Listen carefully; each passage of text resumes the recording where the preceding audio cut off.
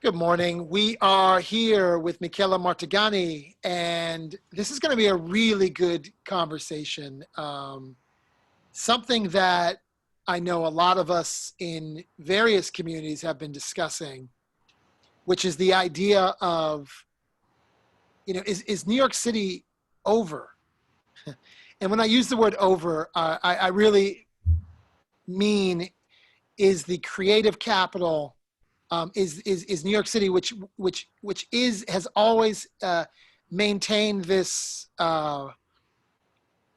place in the world as being the conduit of creative ideas, creative expression, creative institutions. Is that over? Is that moving? Is it, is there a shift happening? And so I couldn't think of anybody better than Micaela, who is the executive director of More Art, to talk to us about that. And so, I want to start that question by, what do you think? What do you think that is the driver? You've been in New York City a long time. You run an organization that focuses on public art. What are the drivers, as someone who didn't grow up in New York and who is now a resident of New York and runs a world-class organization? What are the drivers of creativity in New York City, and why New York City? Let's start there before we get to the questions of, is New York City over? Well, New York City, if you ask people around the world what they think of when they say New York City, sure, there are a lot of people that say Wall Street, high finance, shopping, great restaurants. But I would bet that most people would say arts and culture. Yeah. And it is what has always made this city special. But I would actually say that arts and culture are the soul and the heart of any city. I think that when you have a large group of people coming together, it is the arts that actually bring something different, something that that gives people something to really believe in. So yeah, when we talk about now whether New York City is over, yes, we've been hearing it. We have been hearing that New York is no longer what it used to be, that has lost its magic, will it actually ever come back? But the issue is, what does that mean? And so I have worked with artists for a very long time, as you said. And what I think I can tell you is that great artists not only have talent and skills, which they do have, but they also have a vision. And that is that vision that I think will help us rebuild the city. So when we talk about can New York come back, it will come back. But we also need new models. We need to acknowledge that what we have been going through has been a real cataclysmic change. And we don't want to simply ignore that. And so I do believe the artists can help us envision and work towards building this new model for a more equitable and sustainable New York City for the years to come. I love that you mentioned new models, because I do agree with you. I think it's going to be important for cities, governments, a coalition of visionaries that need to work together in these new models. And artisans need to be a part of the dialogue. They need a seat at the table to create these incredible cities. I know we're focusing on New York City, but I think a lot of cities are going to be going through a rebirth, and it'll be artisans at the center of that rebirth, and new models that include artisans at the table, at policy level, at systemic level, at even housing, which is something that I think is important to touch on as an important feature set of any great thriving city is the idea of housing, the idea of obviously food and education. And I think that the role of the artisan moving forward will be the, you know, I consider myself one of those. I'm an artist trapped in a business person's body, I always say. And it really is important for those of us that hold art at the highest value, that really believe that art is what you say it is, that we are embedded in the conversation, that we bring along and we open the door for other people like you to have a seat at the table, to have those discussions. And so we want to make the tables, make new tables. On that note of sort of organization and institutions, what do you think the role of, you know, organizations, institutions, what is their role to continue to make sure that New York City continues to thrive and continues to thrive in the creative economy? I think that definitely it's crucial at this time. And, you know, I would like to add that I believe that artists are a very resilient bunch. And the reason for that is that it's never been easy to survive as an artist. Right. So they had to become resilient. And historically, the arts in general and artists in particular have helped New York City come back after major setbacks. So whether you think on 9/11, the market crash of 2008, Hurricane Sandy, and whatever. And I think that the institutions, as you say, have to really come together to allow artists to express themselves and to really sustain the vision that they bring.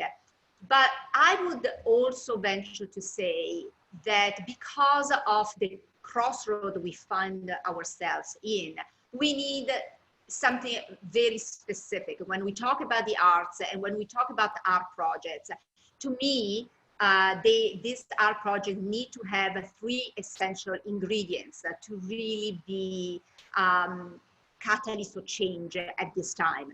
And those three ingredients are, one, for sure, artistic excellence, something that's very hard to describe, but something that people recognize when they see it, something great. But second, a message. You know, because of the moment we are living, I think it is our responsibility to harness the power of great art to address what is happening around us, to use that power to promote social justice, to fight for equality and sustainability, to exercise the right to express our voice. So I think that art that has a social justice message is incredibly essential in this conversation. And then three, I also believe that this project should be free, open, and accessible to everyone. So I think that the organization need to become a little bit more adaptable, and they need to embrace all these different aspects if they really want to see a true change. And, you know, More Art as an organization has been true to these tenets, to all these tenets for like 16 years. And so when we talk about art that happens everywhere and it's accessible and addresses social justice, that's what we've been doing. We have created arts in all communities, in all boroughs, in the streets, in the parks, in the plazas, in subway stations, all these public spaces and also private spaces that we made public. So the idea is creating art where people live, where people work, where people stroll. So art that makes you stop in your tracks, that make you think, make you feel, that yes, is beautiful, but at the same time push the boundaries and make you feel accountable. Ultimately, I believe art that remind us of our shared humanity, and remind us why we actually love our city and we want to live here. That's wonderful. And I love your optimism. And I would imagine, as someone in your position, you probably see signs of hope. So what are some signs when people say things like New York City is over? Because they've been having this conversation well before the pandemic. This is not like a recent conversation. It has nothing to do with just COVID. What are the signs of or the inspiring things that you're seeing that tell you that the New York City creative economy and the arts are here to stay? Well, it's true that this conversation has been going on for a while, and one of the driving factor has been the cost of real estate, and that's been a real problem in your city for a number of years. You know, prices have continually gone up, and neighbor after neighbor has become gentrified, and people are being pushed out. So this is something, it's a very long-term conversation to have, but it is also possible that now, because of this kind of reset button that we've hit, a lot of this conversation will be accelerated. So prices have already started to come down. People have been leaving the city, but new people have been coming into the city and thinking that there is a lot to do here. So if you went to Soho during the height of the pandemic, where everything was closed, artists found a way to create murals everywhere. And it looked like Soho from the 1980s, when it was the center of creativity. And a Soho that we have completely forgotten existed. So when you open just a little breach in the system, artists come in and wedge in and really open up a new world, a new perspective. So, you know, in it's just small examples of how artists are stepping up. In a way, our engaging artists, fellows who are emerging artists, you know, they've been working since May, producing PPE shields using a 3D printer together with a national network of artists, you know, from all over the United States, and then distributing them for free to organizations that need them. So this is on one end of the spectrum. Then on the other, you have an artist like Christoph Odishker, who is a very established artist, and this week is launching a very high-tech project using high-tech technologies like drones to address labor inequities within the immigrant communities that were made especially dire by the pandemic. And there will be a month-long campaign on social media, a number of conversations around this.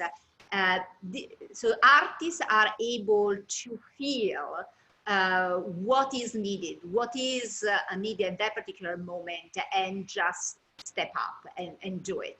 We, as organization, we need to do our part and support that vision and give form. I feel like we give form to the vision. And I feel that if then we work together, we are able to really bring about real change. So perfect segue into my next question. How would one get involved with you? How do we support the work that you're doing? And where do we step in, those of us that are listening? So we are starting a fundraising campaign in October, and there will be information about how to donate. So if someone, if you who are listening are interested in coming on this journey with us, please do so, to show the world that New York, one, is far from over, and two, it can actually become a better New York. As long as it has the stamina of small organizations like ours. And to be completely honest, often they are the small organizations who do a lot of this work, you know, under the radar. that give form to the vision, the boldness, and the generosity of the artists in New York City. Amazing. Well, thank you. I clearly have been talking to the right person to inspire not just me, but hopefully those who are listening about the question of is New York City over or not. And clearly there are people on the ground. There are people that work directly with artists. There are people that are empathetic and understand the winds of social change are here and where those intersections must come together. And so you're one of those leading voices in the world. Thank you so much for your time.